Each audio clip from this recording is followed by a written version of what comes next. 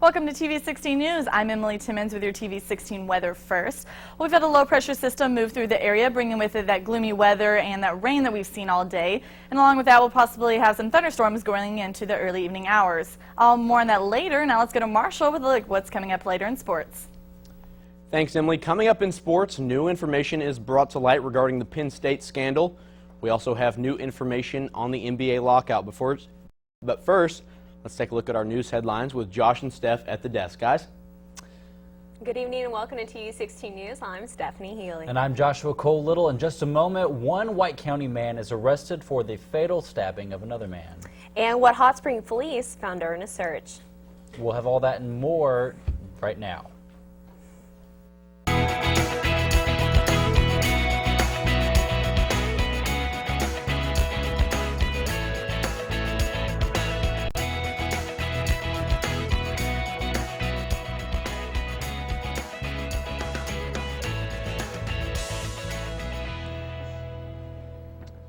The White County Sheriff's Office has arrested a man in connection with a fatal stabbing. Derek Williams of Searcy is charged with capital murder in the November 9th death of Robbie Blagg, also of Searcy. Authorities say Blagg was found in a ditch outside Judsonia and his car had been set on fire about 20 miles from where he was found. Blagg was taken to the White County Medical Center in Searcy, where he later died from multiple stab wounds.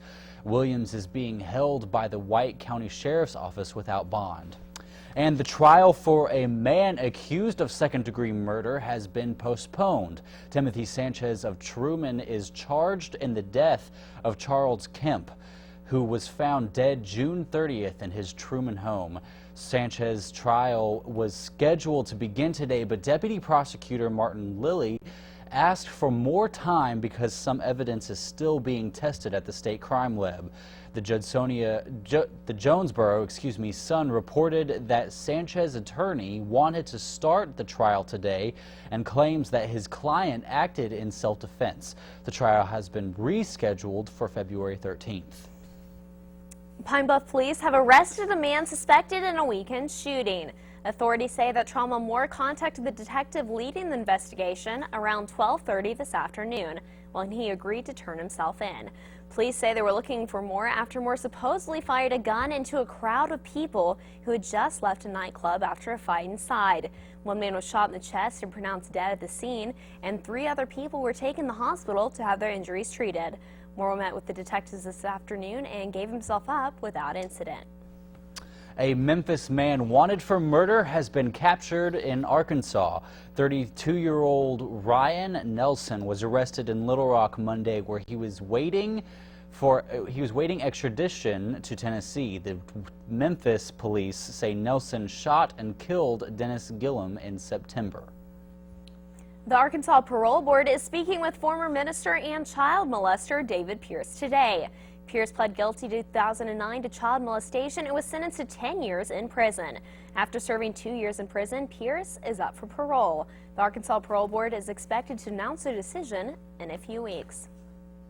Authorities in Hot Spring County seized meth, marijuana, guns, and cash during a search today. Details on the investigation were not immediately available, but the agency posted on its Facebook page that a joint effort with the Group 6 Drug Task Force resulted in seizing 6 packages of ice meth, 2 ounces of marijuana, 13 guns, and more than $16,000 in cash, along with 3 vehicles. Officials with the sheriff's office say they available until Wednesday for question. And a tractor trailer got stuck under a bridge in North Little Rock when the driver misjudged the clearance height. The truck was driving west on Broadway when the accident happened. The trailer is about a foot taller than the bridge's clearance. The truck was carrying frozen soups and seafood. There were no injuries reported. The Little Rock Museum of Discovery is welcoming back an American Indian dance troupe for its annual event. The Dancing Eagles, including Mike and Lisa Patosipa and their daughter Heaven, perform throughout Oklahoma but will be venturing our way. They will perform on Wednesday through Friday as a part of the museum's educational program, and performances will be held at the Pulaski Academy's Performance Hall. An Arkansas company needs your help delivering Christmas gifts to children. First Electric Cooperative is sponsoring a toy drive for the less fortunate children, helped by the Arkansas U.S. Marine Corps Reserve Toys for Tots program. Employees of the First Electric will take donated toys to the annual Toy Hill Parade at War Memorial Park in Little Rock on December 3rd.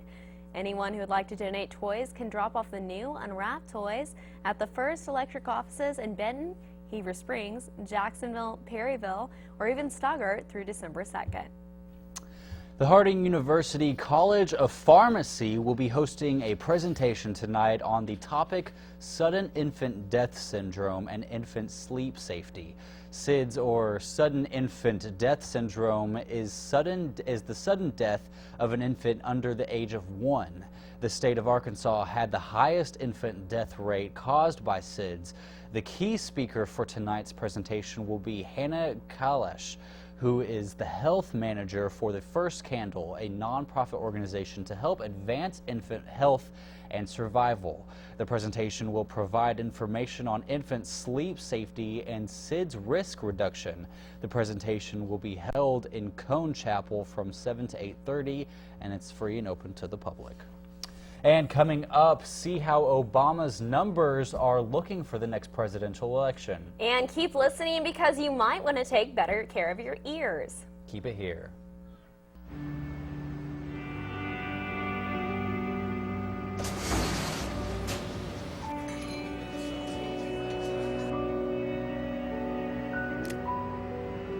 When you earn your GED diploma, the barriers in your life fall. Take the first step and get free GED information in your area at 1-877-38-YOUR-GED or yourged.org. Earn your GED diploma and begin your brighter future.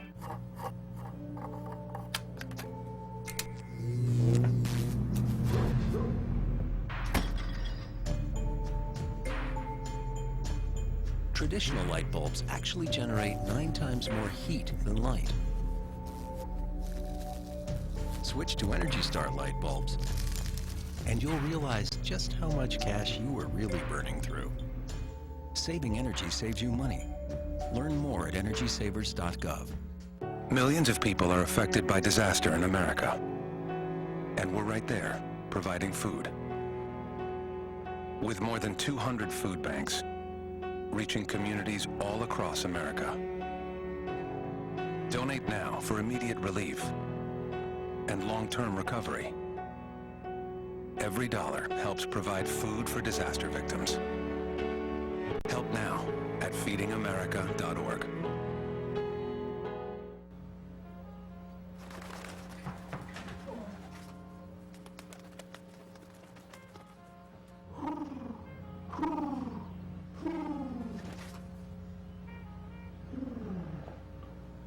Be free. Nice, Dad. Nice, Dad. Nice. Charles!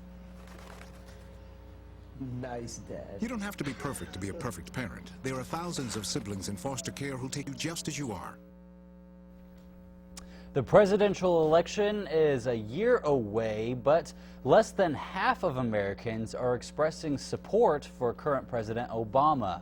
A new CNN-ORC international poll released today showed the president with a 46% approval ratings. This reportedly the third lowest rating in at least 4 decades for a president when he is just a year before Election Day.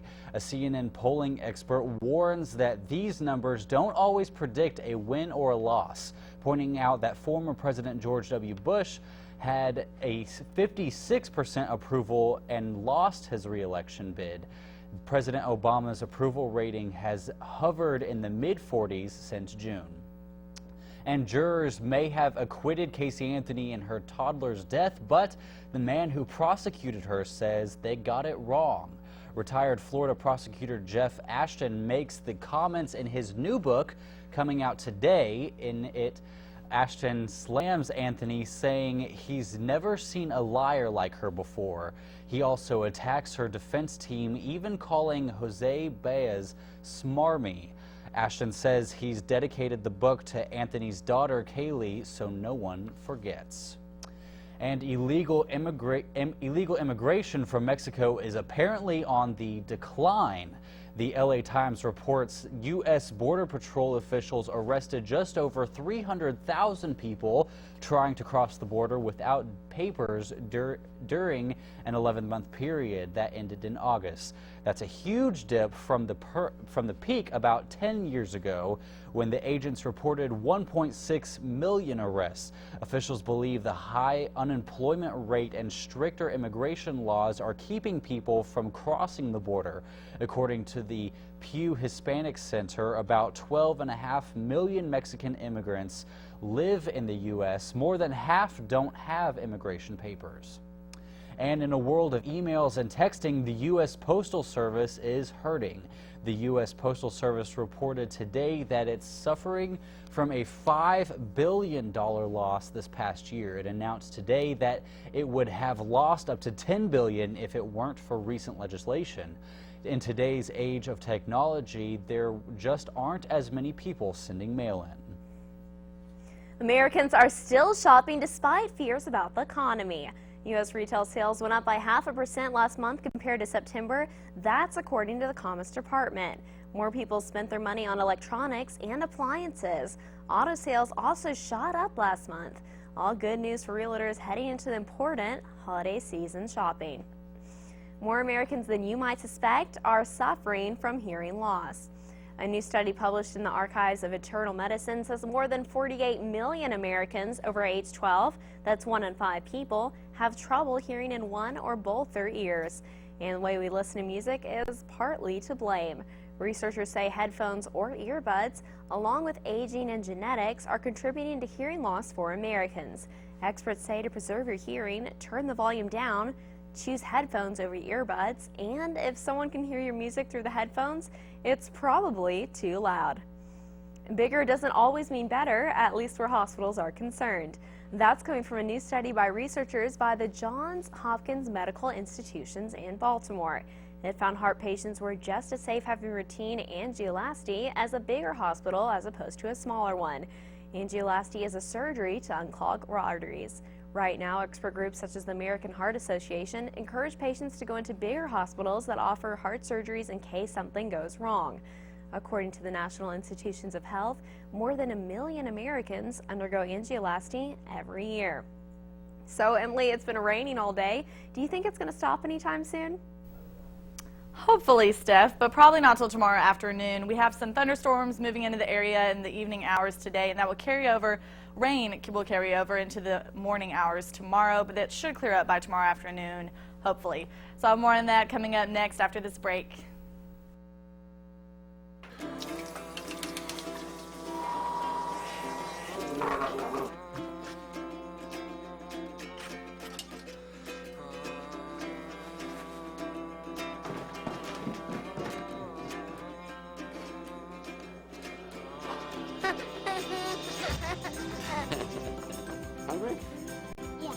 The smallest moments can have the biggest impact on a child's life. Take time to be a dad today.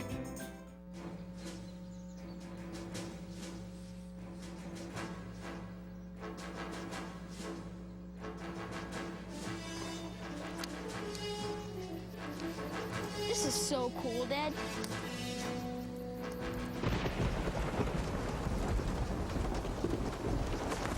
Awesome. This is so cool, Dad. You don't have to be perfect to be a perfect parent. There are thousands of siblings in foster care who'll take you just as you are.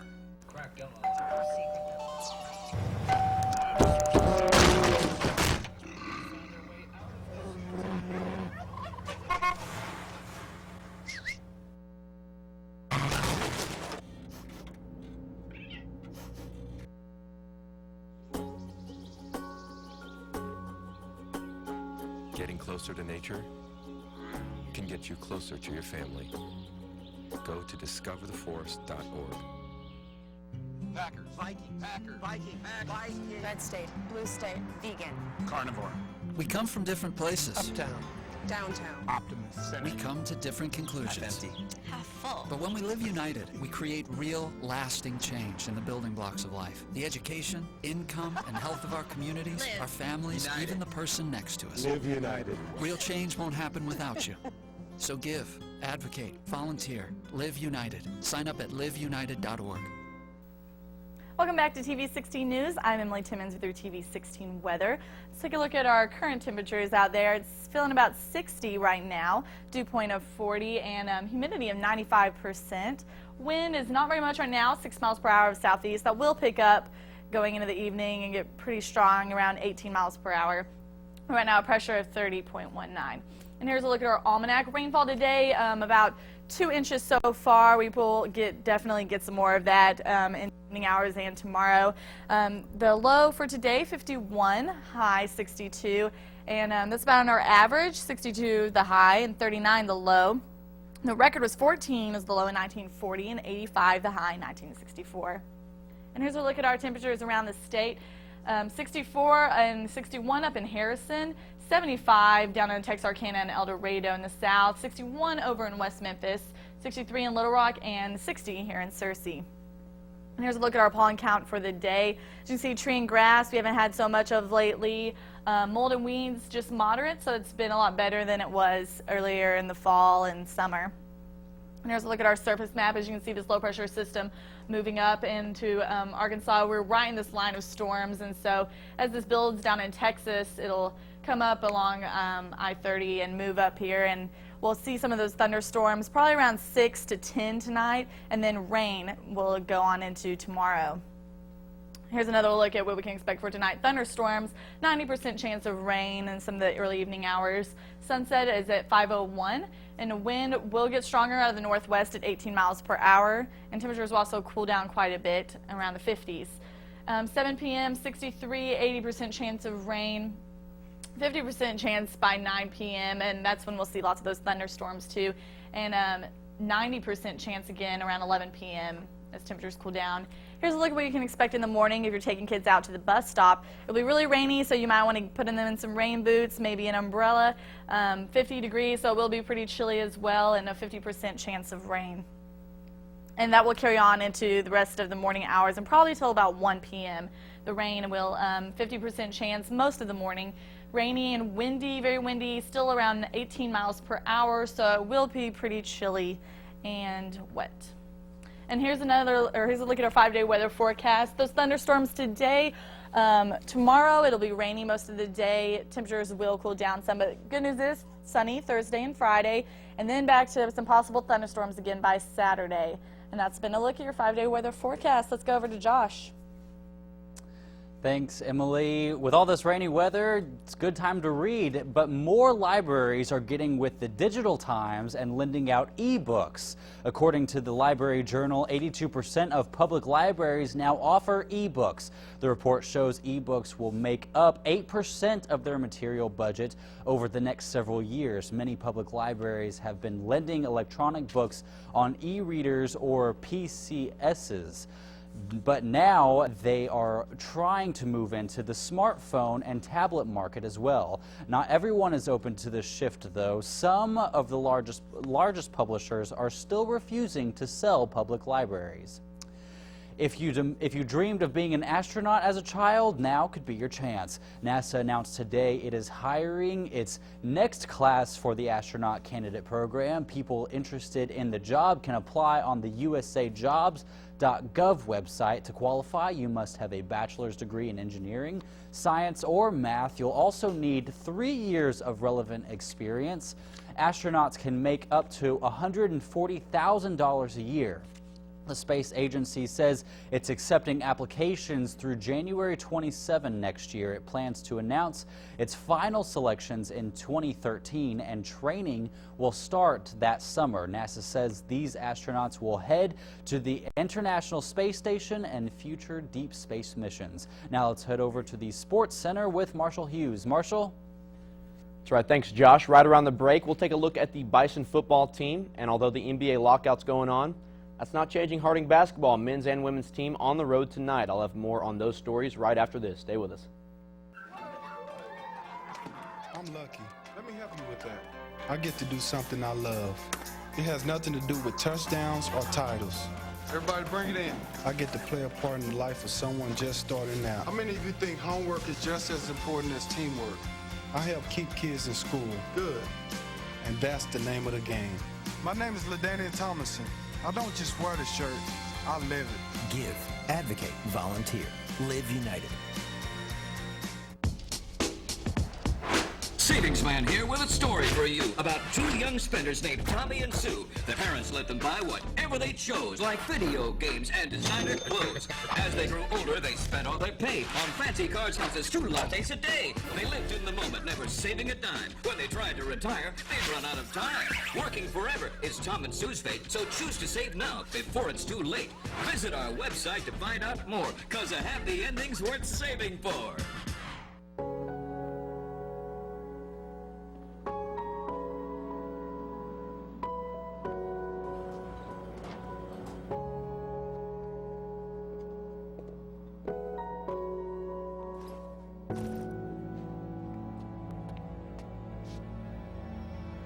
Welcome home, man.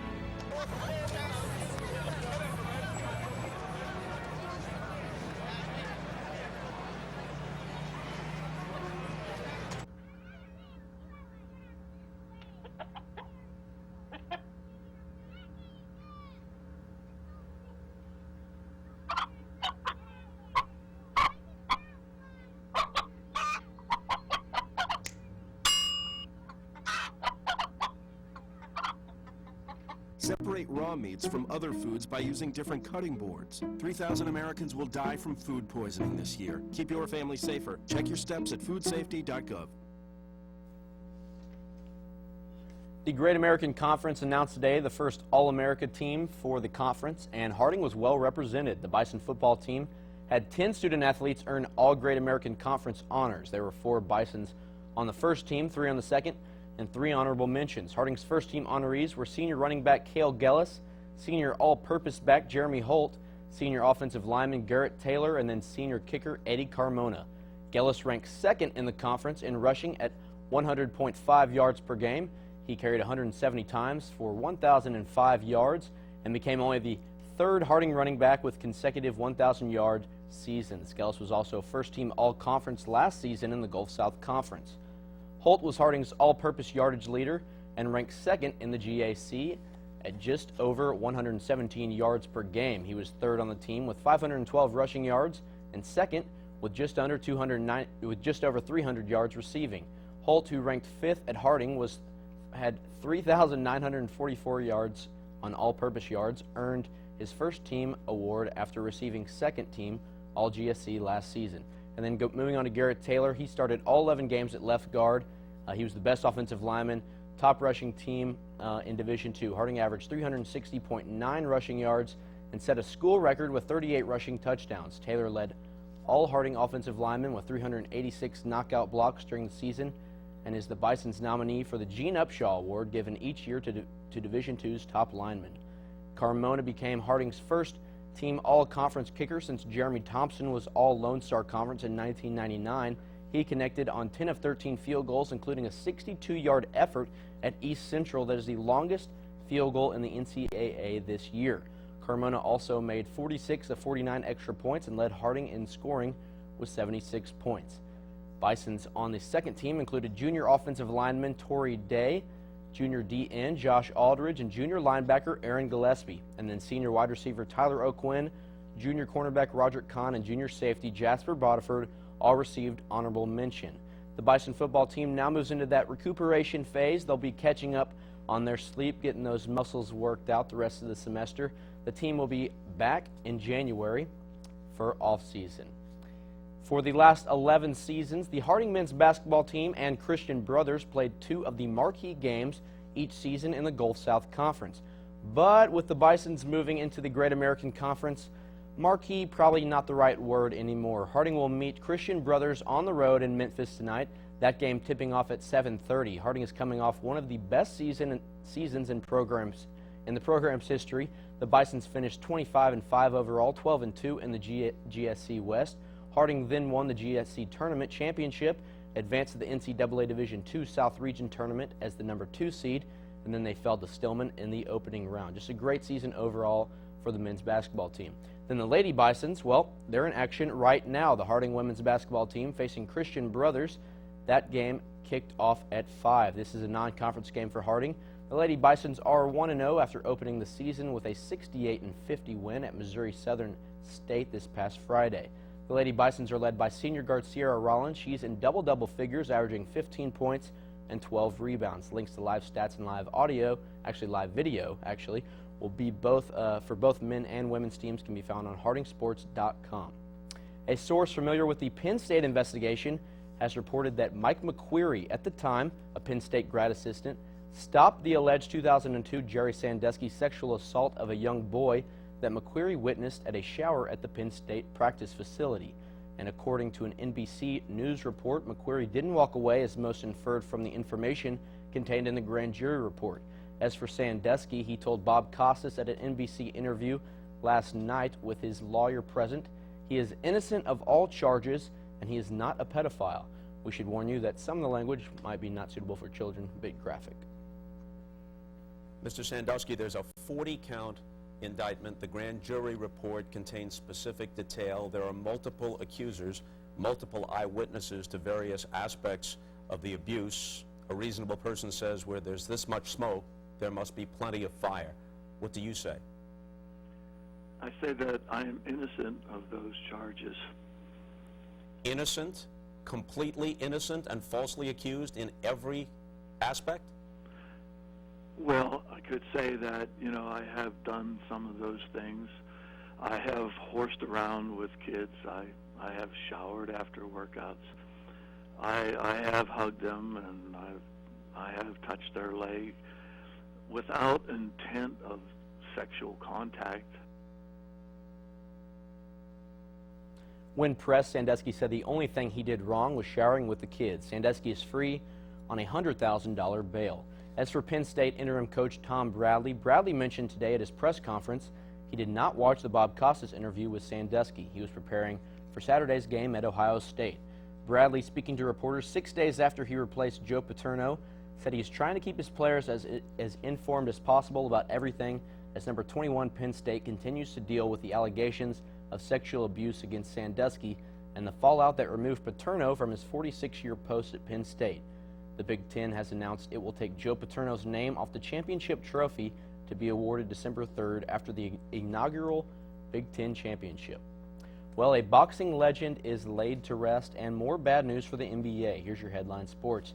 Things aren't looking too good in the NBA right now after the Players Union rejected the owner's latest offer on Monday. The union is beginning the process of disbanding so they can take their case to the courts with a class action suit. In an interview after the union's announcement, NBA Commissioner David Stern said they seem determined on self-destruction, and it's very sad. He goes on to say, if I were a player, I'd be wondering what it is that Billy Hunter just did. Boxing great Joe Frazier was laid to rest Monday in Philadelphia, 1 week after dying of liver cancer. Former heavyweight champ Muhammad Ali was among those at Frazier's private funeral. In the NFL, the Green Bay Packers rolled over the Vikings 45-7. Aaron Rodgers making a solid bid for MVP, threw for 4 touchdown passes in the rout. The Packers are the only undefeated team left in the NFL. In baseball, Justin Verlander breezed the AL Cy Young Award today in a unanimous vote after the Detroit Tigers ace won the pitching version of the Triple Crown. Verlander dominated the balloting in much of the same way he humbled hitters with his 100-mile-an-hour fastball, sharp curve, and that wicked slider. That's all for sports right now. Let's go over to Josh at the desk. Josh? Thanks. It's been 10 months since Arizona Congresswoman Gabby Giffords was shot in the head by a lone gunman at a public event. And since that time, she's made major strides in her recovery. Now, a new book released today. It's called Gabby, A Story of Courage and Hope. It chronicles the relationship between Giffords and her husband, former astronaut Mark Kelly. It also tells her political career, his rise from combat pilot to space shuttle commander, and the shooting in Tucson that killed 6 people and wounded 13 others, including Giffords. And that's all we have for you tonight. Thank you for watching TV16 News. Keep it here.